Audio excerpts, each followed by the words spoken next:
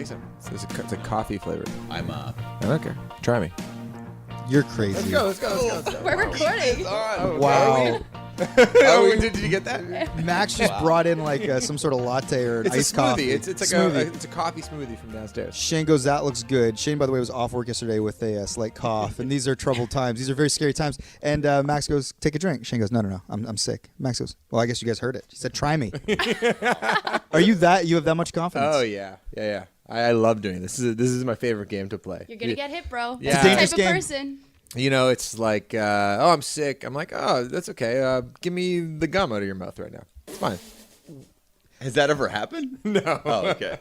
But that'd be cool. Spit it in my mouth. Welcome to the Mike on Lunch podcast. I am your host, Mike Veerman. I'm here with my friend and trusted producer, Max Kerman. We're also here with our pop culture aficionado, Shane Cunningham. And joining us on the dials, as per usual, is intern Erica, cracking a Perrier. Yeah, lunchtime It's a pod. midday pod. Yeah. Lunchtime pod. You know, it was actually a funny thing that happened at the Nick Nurse documentary. Not to keep talking about Nick Nurse, but it's related to what the idea of someone cracking, a carbonated beverage early in the morning. Is that they had coffee and donuts set up in the concession area.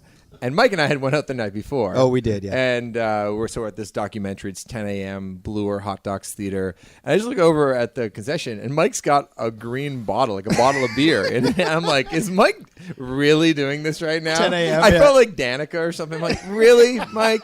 And then you, I think, made the joke to Mike. You're like, having a beer at 10 a.m.? It wasn't a good joke, but I said that. Yeah. And then you were like, it's not a beer, it's soda water. It's just the soda Carbonated water there water. looks like a bottle of Heineken, basically. But it looked very cool.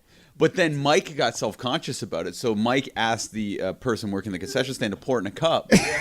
And then I wanted the bottle to look cool, and they wouldn't give it to me because Mike started the pouring in a plastic cup. Hold on a routine. second. So you wanted to be boozing around a bunch of professional athletes at 10 a.m.? It looked cool. I looked like a cool creative type, right?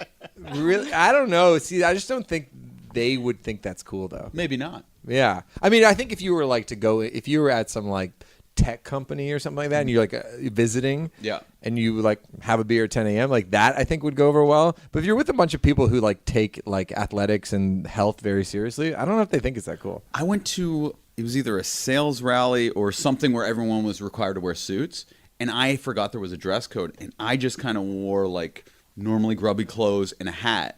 And everyone thought that was the coolest move. Well, that is a cool move, though. Yeah, because I think being like the cool arty guy around a bunch of like stiffs and suits, that's good. But being just like the alcoholic dude around... I don't think one beer people Well, jump to that at 10 a.m., though, that's weird. On If a it was weekday. 11:30...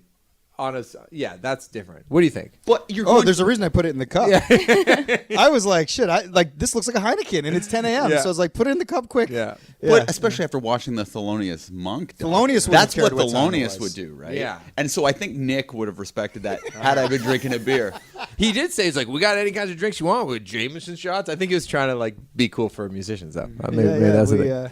No, but it was just water, and like you said, Maxie, we were out a bit, so it was like I think I need a water right now. Yeah. I poured my soda water into the cup as well. But then it goes into a plastic cup. And that's kind of like the new bad thing to have. So were you more self-conscious about holding a plastic cup? It crossed my mind. You can't win these days. I just can't have a water. Even if they just had like tap in a I guess a paper cup. Yeah. Because a plastic water bottle, we were talking about this the other day, is the new cigarette. Yeah. Oh, Like Yeah. it's very like, ooh. You know what? I agree. For some reason, though, because I like to get carbonated water. Like, so if I have like a bottle of like the fizzy smart water, I feel like I'm not quite as degenerate as somebody just drinking a bottle of water. Why?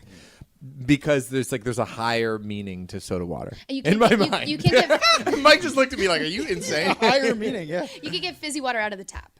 You can like fill a reusable bottle of soda water. Yeah, so you can. This doesn't No, you seem very couldn't. common. Oh, you could. She's Yeah, saying why Max has to So- use That- it. that's as a actually plastic. probably So you where have my to head is. It's buy like- it. Yeah, you have to buy it. Yeah. Or Yeah. get a soda stream. Yeah. Danica has banned single-use plastics from our apartment. Good I for Just her. feel- get a glass bottle, Perrier. Yeah, that's probably better. not a bad idea. That's true. Not as I feel big, though. guilty though, because sometimes if I've like a little hungover, I'm like, oh, I'd like a little bit of Gatorade. I come in with the Gatorade, and it's like I feel like a a heathen in my own home. What about Gatorade powder? My dad used to be obsessed with Did that. they sell it still? I don't know. Maybe I'll move to Gatorade Power just to yeah. Part of Honor her wishes. the pleasure though of drinking a Gatorade when you're hungover is that it requires no work. Oh. You're like, I cannot literally do anything but guzzle this Gatorade, and this idea Ice that you're gonna cold, go and crack it. yeah, but the idea that you're like filling up your Stirring. water and you're stirring it up and the consistency is all fucked up. That sounds like a nightmare. But off the top, we were discussing, germs, the coronavirus. Max was going to share his drink with Shane, even though Shane currently has a bug. Is it because your whole life you never get sick, Max? Yeah, I have a pretty good track record with that. Like, I don't really catch common colds or any of that stuff, so I'm pretty good. Yeah, no, I'm the same way. I'm the same way. Yeah, usually whenever anybody says like they're coming down with something, I'm like, it's just in your head. Just stop thinking about it. You'll be fine.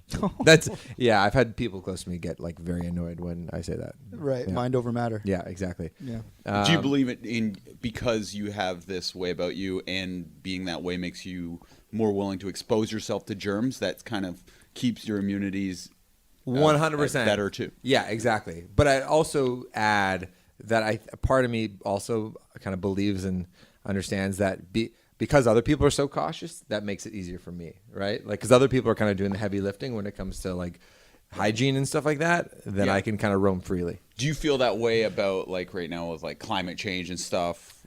Like everyone else is worried about Yeah, that. so it's like I'm eating a big steak, and there's some other vegetarians over there, like that kind of thing. Do you feel that way? No, that's a little bit different, and I try to do my best when it comes to, I think, my relationship with the environment and all that.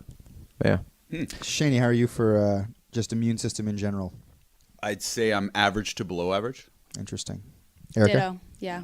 Average to below. How- I've had already 2 colds this winter season. Wow. You know what? I know everybody's depressed by like the state of the planet and the temperatures are rising and ice.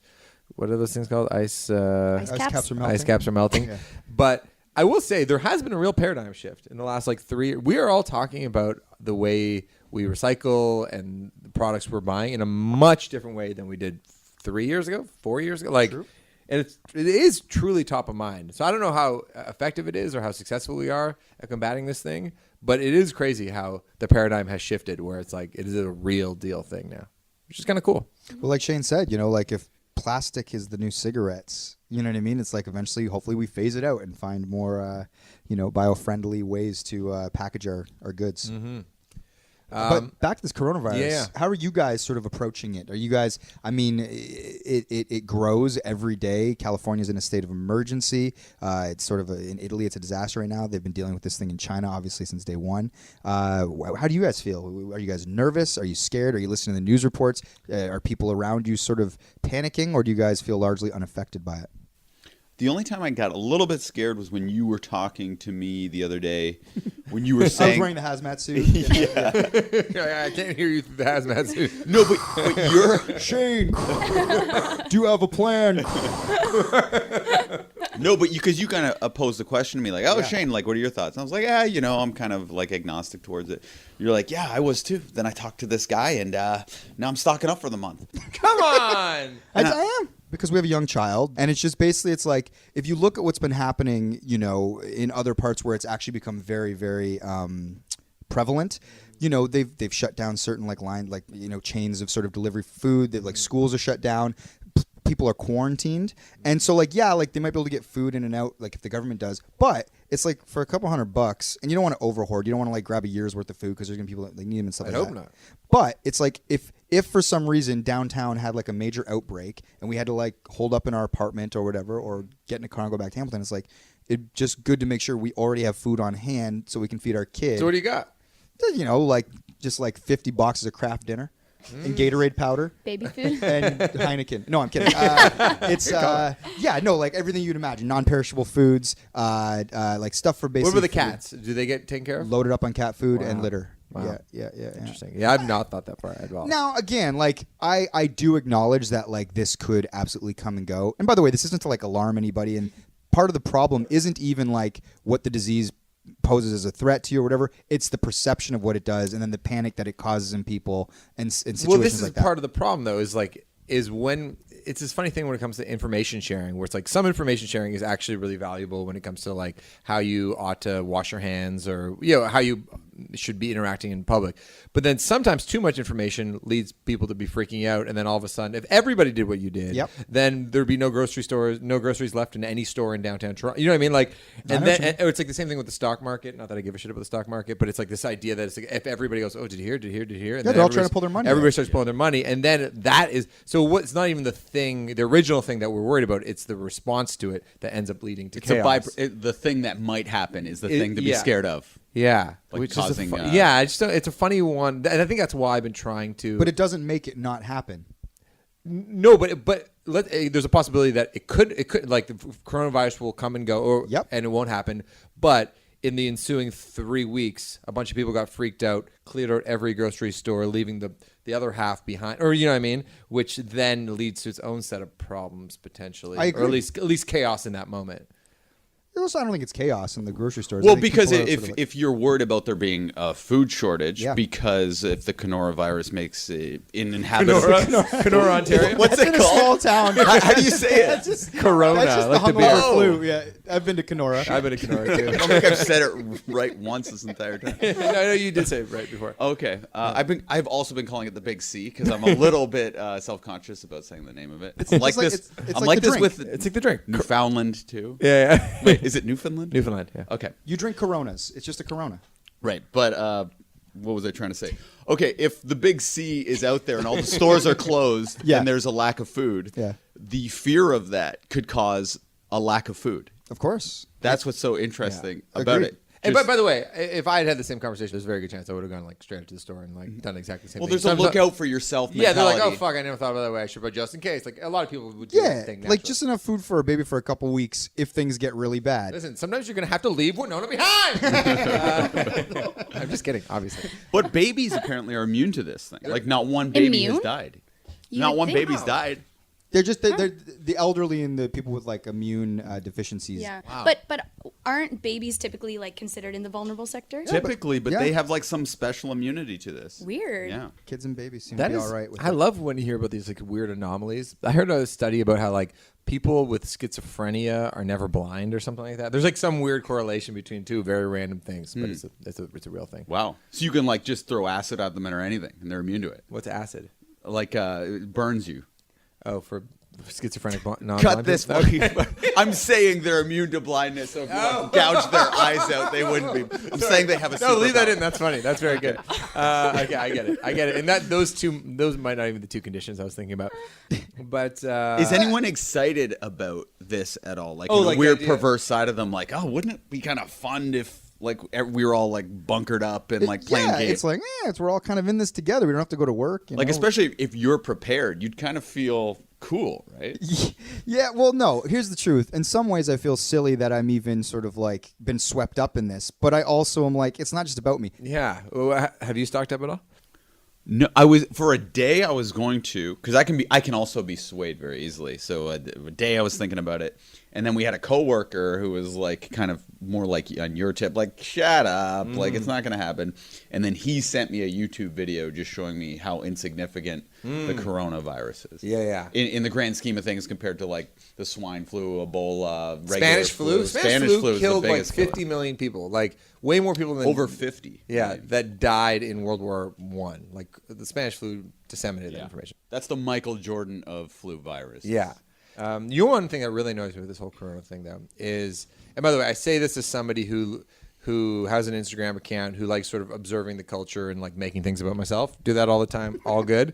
It's true. But like seeing Gwyneth Paltrow on a plane with the mask on and doing a selfie and like this, like, ooh, I'm on a plane wearing my mask. Like she's not doing it in any sort of like public service announcement type of way. She's just like literally doing it to be like, this is a funny photo. Check me out. But she's just like kind of, that kind of thing kind of causes hysteria. If she was actually going to like do something that was actually like educational on her platform and be helpful, great. If you're doing it for a fucking stupid selfie, shut the fuck up. All you fucking celebrities that are on planes, that are on your fucking private jets with your fucking hazmat suits on or whatever the fuck you're doing, stop that shit. Are you a fucking fan of Gwyneth?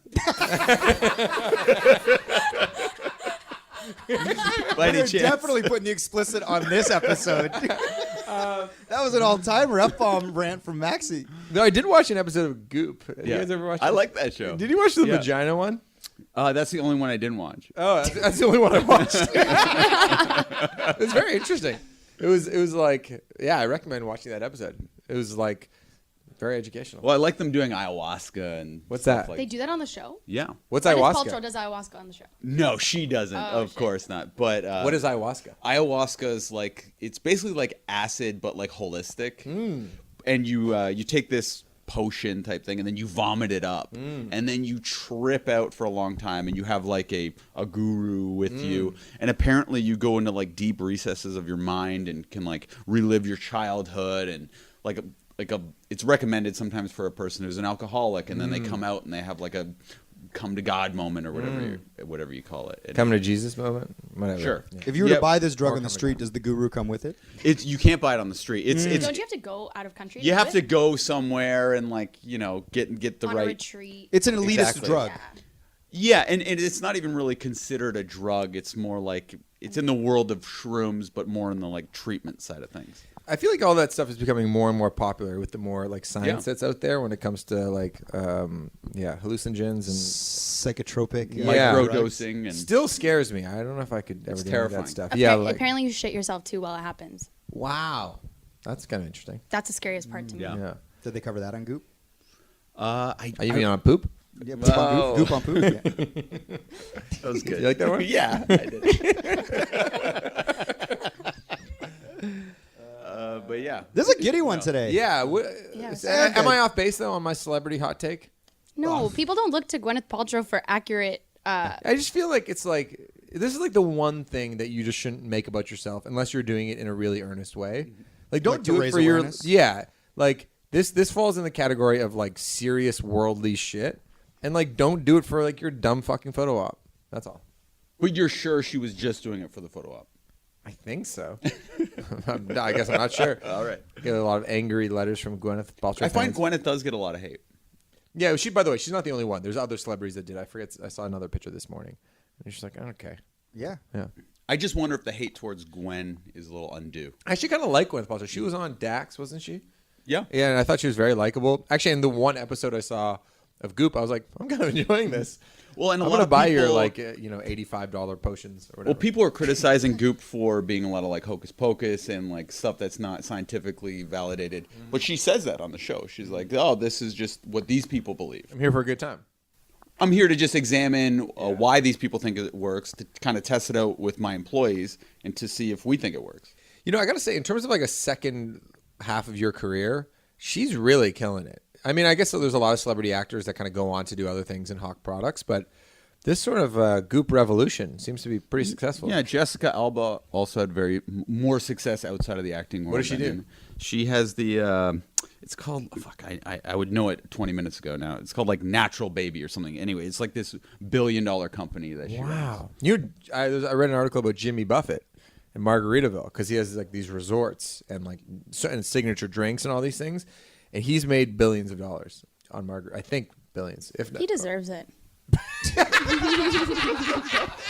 I'm happy for him. How do you know who Jimmy Buffett is, but no one else?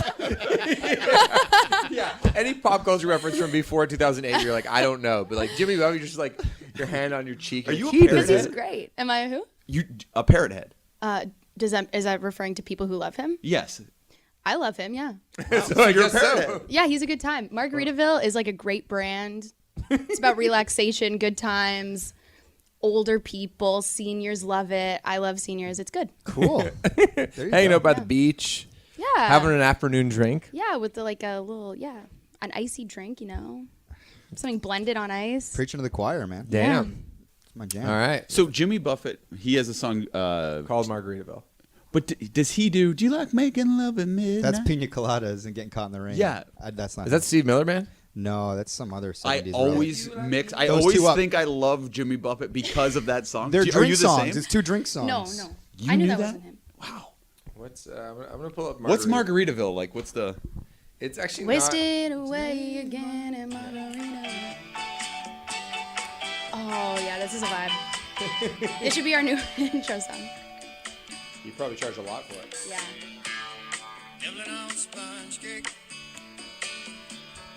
Are you getting the other one, Mike? Damn. I'm not gonna play it. I'm just trying to find who wrote it or who does this one. Pina Coladas is way better than that song. I tend to agree. Is it Pina Colada? But he's owned that vibe of what that song represents. Yeah. Rupert Holmes does not have $1 billion. Yo, Rupert fucked up. Yeah. Honestly, Rupert must think about Jimmy Buffett all the time, being like, "Man, that's my market." And he Was took Jimmy all of it? Was Jimmy out before Rupert, or did Rupert come out Good first? question. What year is? Because if you're Rupert, you're like, hey, I got this great song, buy it off me. Just give it to. Oh, Then you can be the drink song guy. Yeah. that's like when like Instagram was coming up and Facebook was the top dog, and then Facebook was like, "I'm just gonna buy you Instagram." Yeah. And now, yeah. So Rupert Holmes, he's 73 years old right now. What is the big song? Escape from 79. Okay, so that song came out in 79. Jimmy Buffett, Margaritaville. 1 second here. Any other good drink songs? I mean, there's a lot. Gin and juice. That's very good. Yep. There's a lot of like country songs about drinking. I mean, like something with a drink name in the title. His greatest hits, he's got a song called "It's 5 O'Clock Somewhere," which is good. That's a drinking song, it sounds like. Yeah. What year is this from? So Margaritaville by Jimmy Buffett. Did it come I out? think 77. So it predated Pina Yeah. Coladas. Yeah. So maybe Rupert Holmes heard Margaritaville and was like, I need to get in on this drink song market.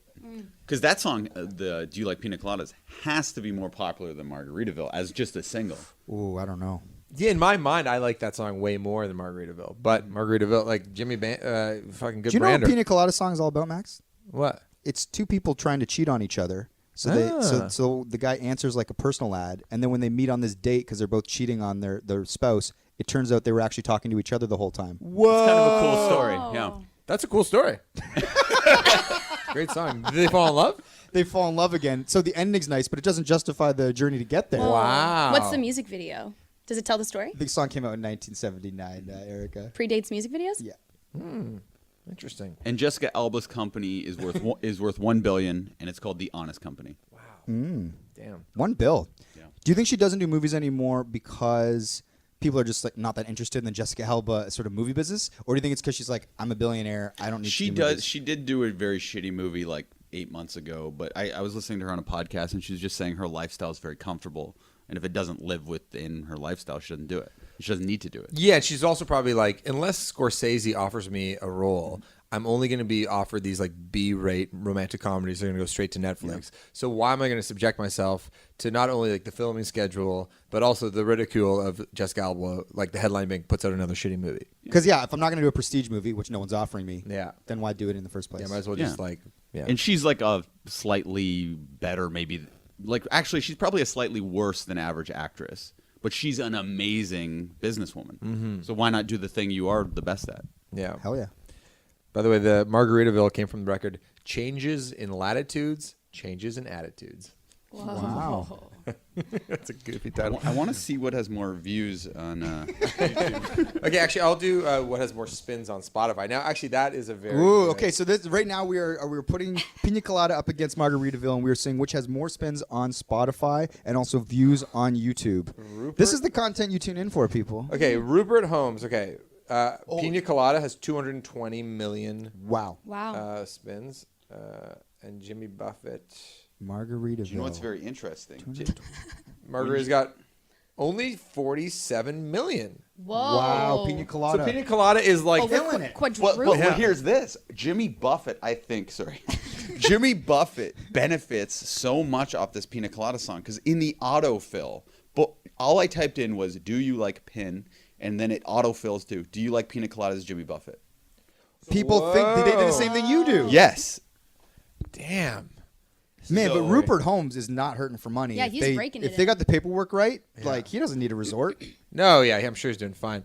I wonder if he tours still. By the way, Jimmy Buffett's net I worth wonder if they're is friends. Can we get him to 60 open at the rally? Ooh, not a Rupert bad Holmes, idea. Pina It's Colada? like, but you just have to play that one song 5 times in a row. That's it. His net worth is $600 It's already million. Jimmy Buffett.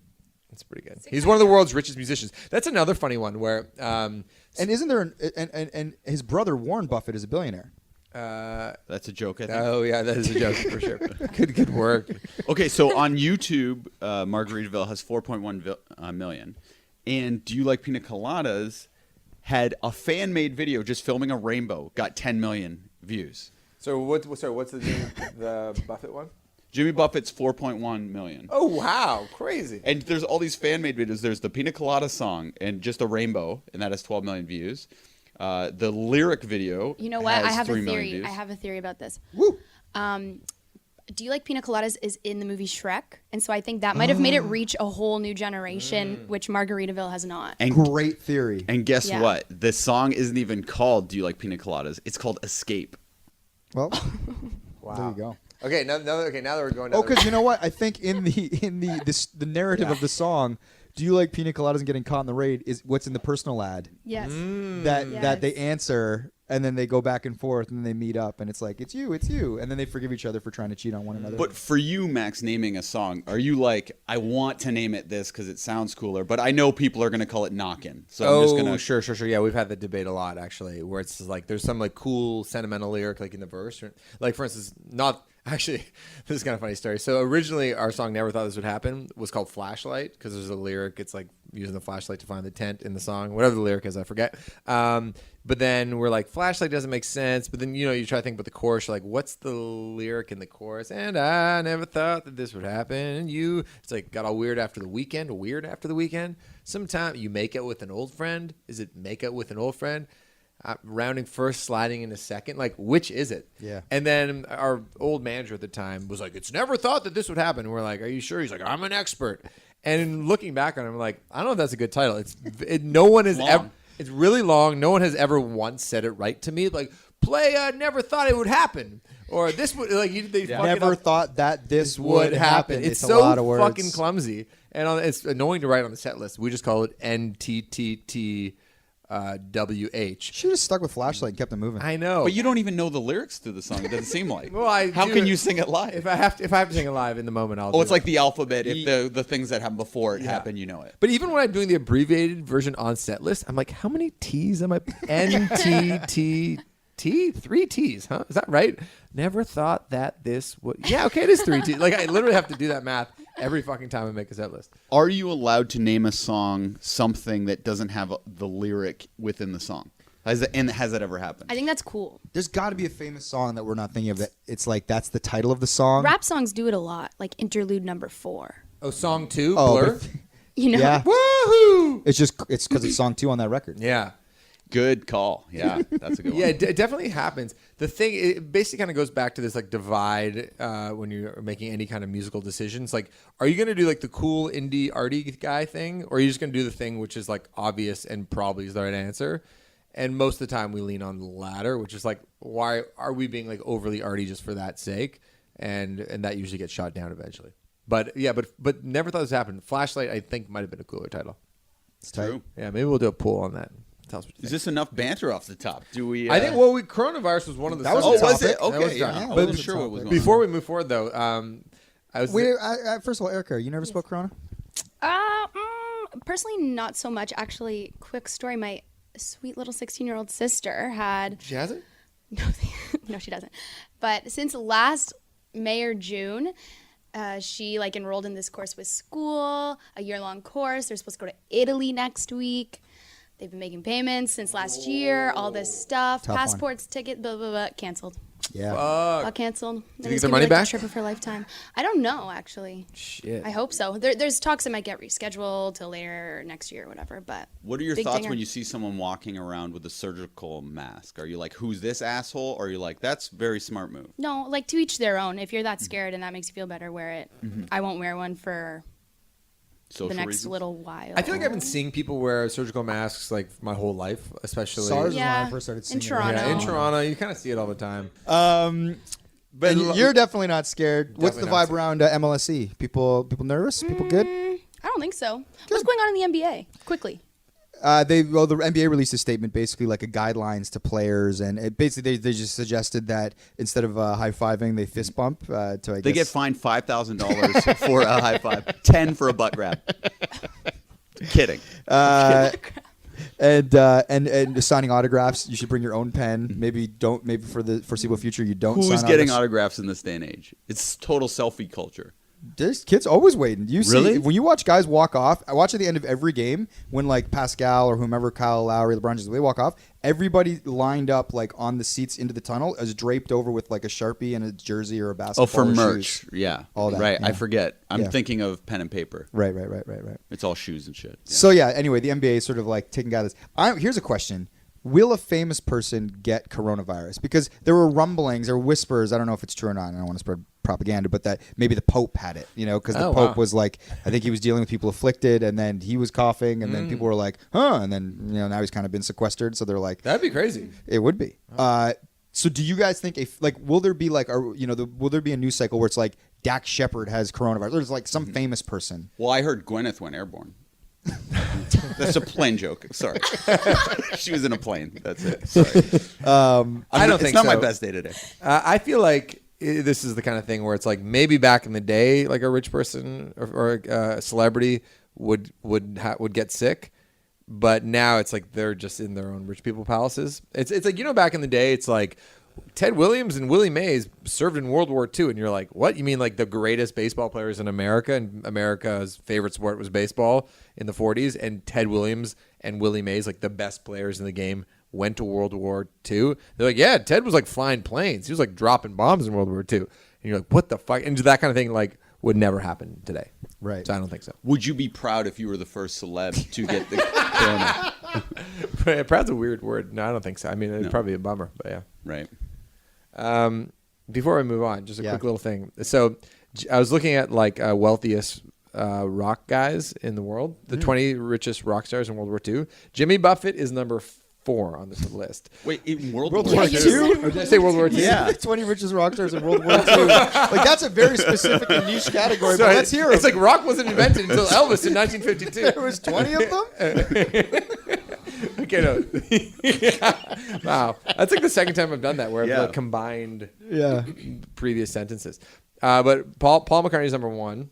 He's worth, according to this website, wealthygorilla.com. It's not paulmccartney.com. Yeah, 1.2 billion. Wow. Bono number 2, 700 million. Like those two things kind of make sense back to back. So McCartney's a billionaire, but Bono is not. Yeah, he's 700 million. Number 3, Jimmy Buffett, 600 million. Margaritaville, And baby. then number 4, Springsteen. So like, I wonder if there's a part of Jimmy Buffett who's like, yeah, sure, Springsteen has like a more substantial catalog. Sure, he's more revered by the critics. Sure, he's done a little bit more. His live performances are like life changing. But I make more than the guy. You know what I mean? Like I wonder. It's like, like Mick Jagger's 7 on the list. So And Mick you know Jagger- it kills him that Oh. he's not higher. I have this. Don't you think that's funny? I have this, like, I've always said, like, this theory. I have this theory. I find it fascinating that there's, like, this hierarchy no matter how famous you are. And my theory is it ends at Paul McCartney. Mm-hmm. So I've talked about this with you before, Max, where I'm like, if you're Chris Martin, you're one of the most famous people in the world. You know what I mean? But if you're in a room with Paul McCartney, you're not the most famous person Even in if that you're in a room. room with Bono. Well, this is the thing. Yeah. But when Bono's in a room with Paul McCartney, he gets Yeah. knocked down. I'm saying that it ends at Paul McCartney. Yeah. Do you know what I'm saying? I totally agree. So it's like you can look at the chain, but even if you're Mick Jagger, it's like, shit, Paul McCartney's in the room. I'm not the most famous person in the room, but you probably are if it's you and Bono. And I don't know if I talked about this on a previous pod, but like we opened for the Who and we got to meet Pete Townsend, and he was a super nice guy. But I've always heard, I think this is documented, that he like has always been sort of jealous or resentful or something towards the Beatles and the Stones because they all kind of came out at the same time, and the Who were always like third banana. Meanwhile, everybody else in the world goes, no, you're the fucking Who.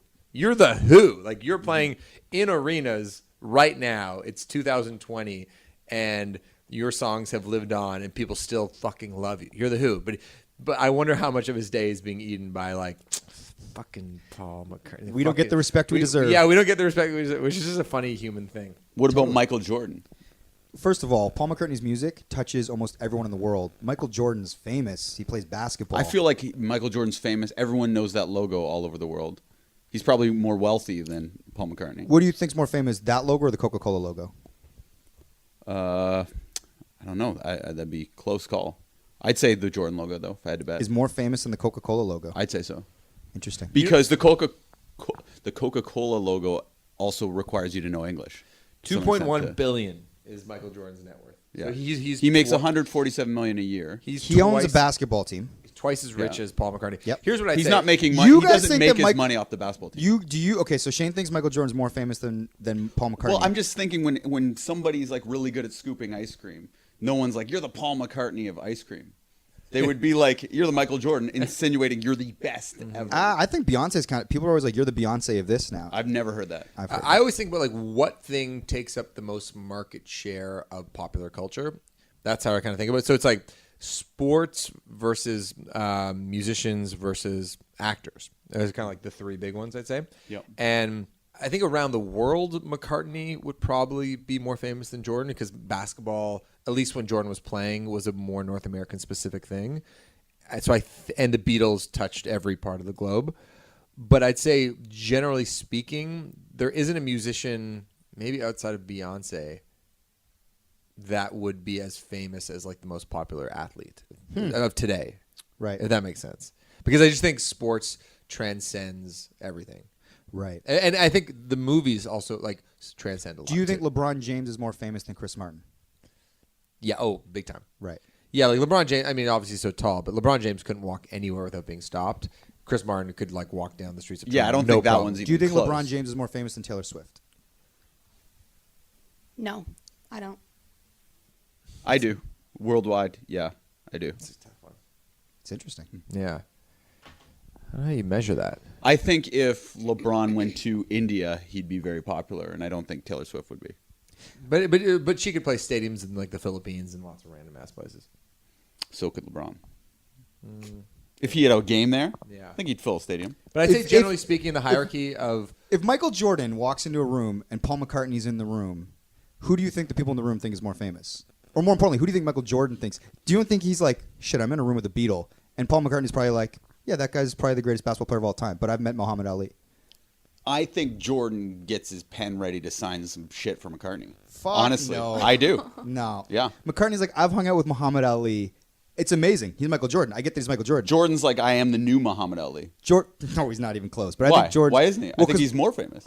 Well, okay, if we're just talking about fame, I thought we were talking about significance, what people mean to people. Jordan's always been like, I think Jordan means so much to so many people.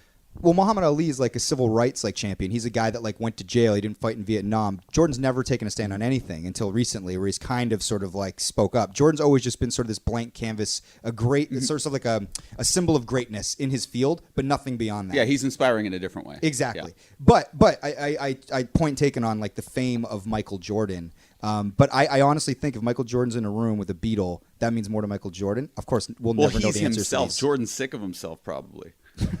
Like, he can't be like, oh, my God, I'm Jordan. Yeah. Like, he has to say, oh, Paul McCartney's more important to me than I am to myself. Do you think the Beatles mean more to people or Michael Jordan?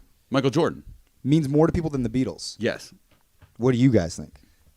I think the Beatles do. Yeah. Well, you guys are also musically aligned. But everybody listens to music, and the Beatles play everywhere all the time. And I think, like, from little kids to old people, like, the Beatles resonate on a level that Michael Jordan, who's like an athlete that was, played 30 years ago or whatever it was now, 20 years ago. Yeah, I mean, it's an interesting debate, but I would say the Beatles mean way more to people than Michael Jordan. Something you could feel. You actually kind of have to be into basketball for Michael Jordan to resonate on a real level. Or into sport. There's a lot of people in the world that aren't into sports, but almost everybody listens to music. But so many people who aren't into sports are still rocking Jordans and... Sure, but They're in they that could be brand. rocking, like, you could say it about Adidas or Puma. Do you know what I mean? Like, or Nike. It's like, it's just a brand at this point. Some people that wear Jordans don't even know they don't care. Yeah, if I'm just talking about fame, I'm picking Jordan. Right. I guess if we're talking about who means more, I guess because Jordan means more to me than the Beatles mean to me. I think the Beatles are more famous than Michael Jordan. Right. Music's also a huge part of your life growing up. But everybody's life. Not mine, though. But we're talking about the world. I think Okay, I'm in the world. Right, but what I'm saying But is I'm part of everybody, and I'm saying it doesn't, so... for you. Right, but I'm part of everybody. So if your argument is everybody, I'm part of everybody, and I'm saying you're wrong. Because I'm everybody, too. I'm part of everyone. I hate when you guys fight. No, we're not fighting, but I'm saying if you're saying everybody feels that way, and I No, say I didn't say don't, everyone feels that way. I say everyone in the world. I say more people listen to music than I'd agree. are into sports. maybe that's true. I don't know. This is the difference between Mike and Shane just talking at their desk and doing a podcast. But the that problem I'm is around. when you say everyone and you're Right. talking to a person and that person says not me, and then you're just like, okay, but everybody else except for you. No. But you're into sports and you're saying you're not into music. So that's anecdotal. I would say I don't have the stats. I think in a general sense, music is something that touches everybody. Being into a sport or basketball is less. But maybe someone would say, hey, no, soccer resonates on a higher level. I know than lots of anything. people who aren't into music, though. I know, and there's also people that would say that like European soccer players, like a Pele or something, is actually way more famous in Europe than Michael Jordan. And Michael Jordan doesn't necessarily resonate in Europe, even though people might wear Jordan brand shoes. Which kind of gets to my point, which I think you're both maybe wrong, is that Hollywood stars are actually the most popular because like musicians are more geographic, with the exception of like some international stars. But like Hollywood movies, like Leonardo DiCaprio, Brad Pitt, or like the most famous actors and actresses might transcend borders in a way that specific sports don't and specific music doesn't. You know what I mean? Interesting. So I think there's like probably like you'd probably have to like we should do like a March Madness pool basically where it's like top 4 athletes of all most famous athletes of all time, top 4 musicians of all time,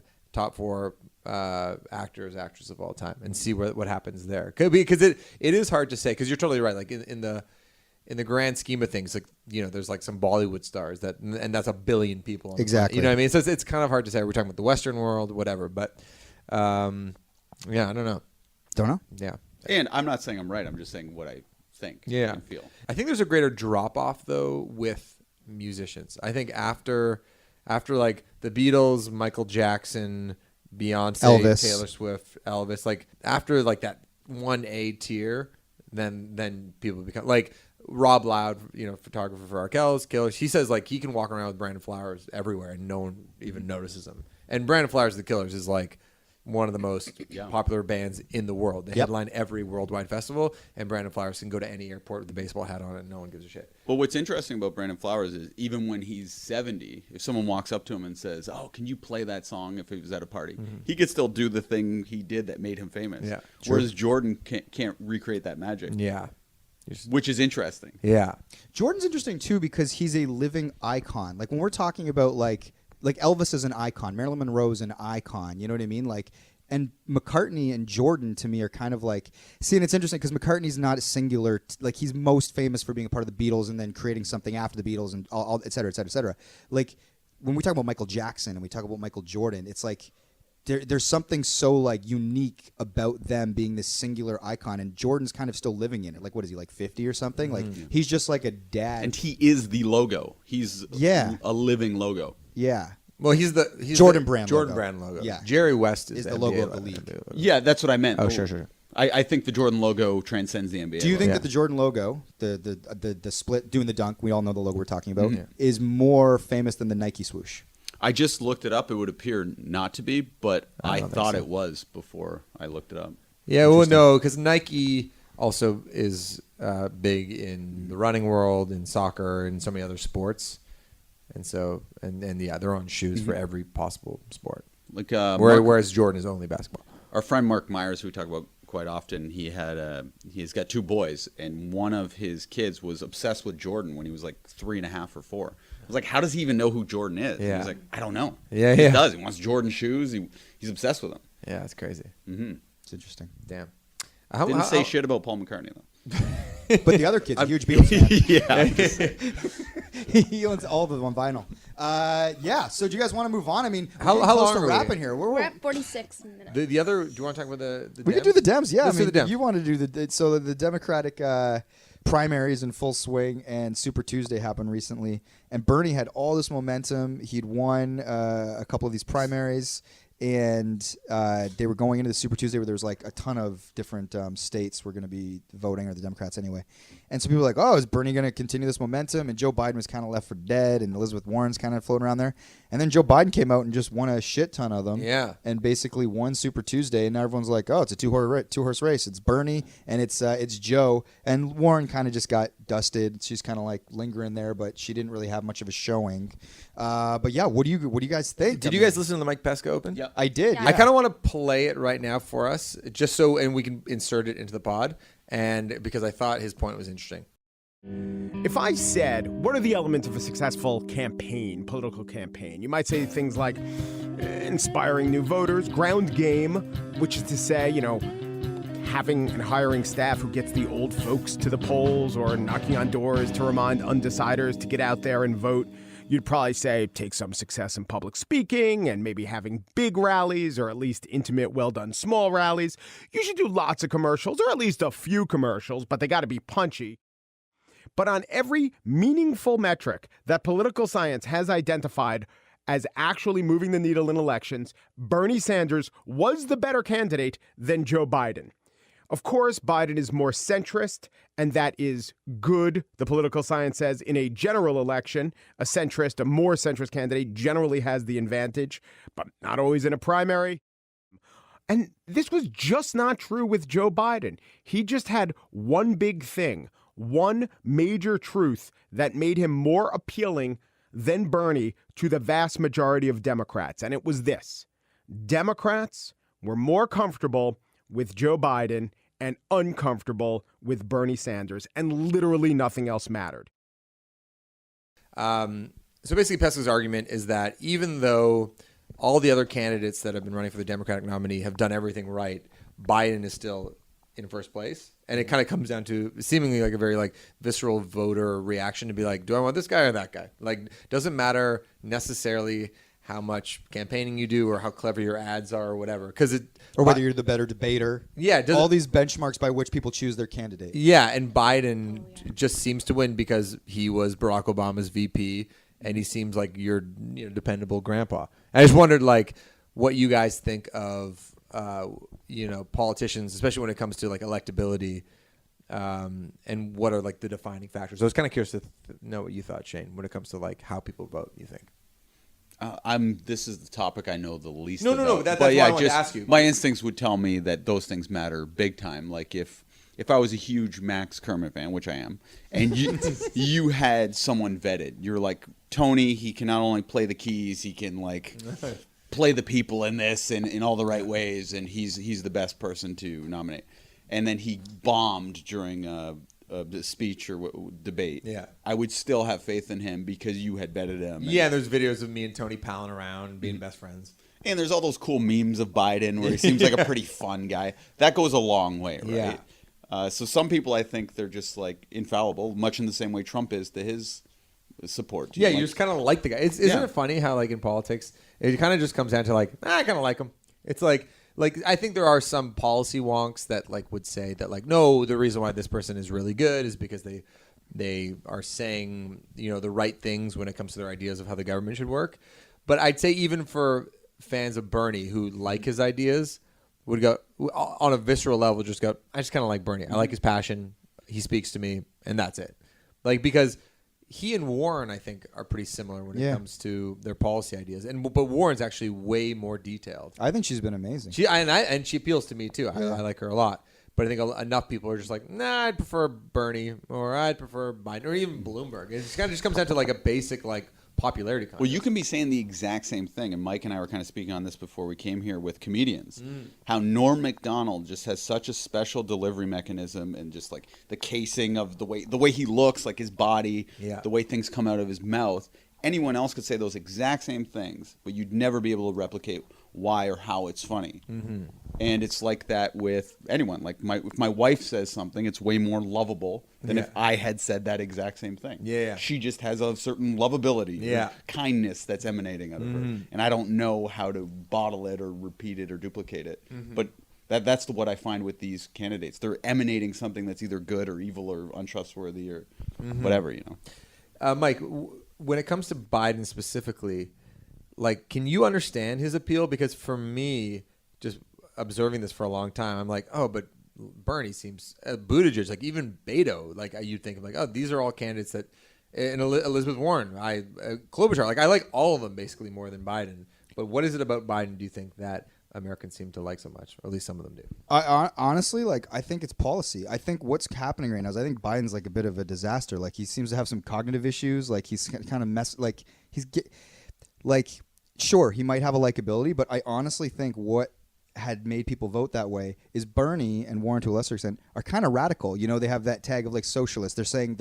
universal health care, and they're saying things that people especially boomers and people that are a little older that make a little bit of money, maybe upper middle class, they're going, wait, how are we going to pay for this? I don't want to pay for that. Biden represents sort of like a version of going back to the Obama years, which is like we all still get to keep our money. We'll pay like maybe a little higher taxes. Like Bernie's sort of vision for the future is so radical to some of these people that I think they're just voting because they're like I don't want Trump, but I don't want it as radically left as like Bernie or like the AOC wing of the Dem. So I actually do think policy is playing a big role in it. I think they're scared that Bernie's going to change the way America works, which is the appeal for the people like him. Buttigieg was also a centrist kind of guy too. Yeah. And you can make an argument that he went as far as he did despite being a relatively unknown person just because he's the centrist kind of guy. Exactly.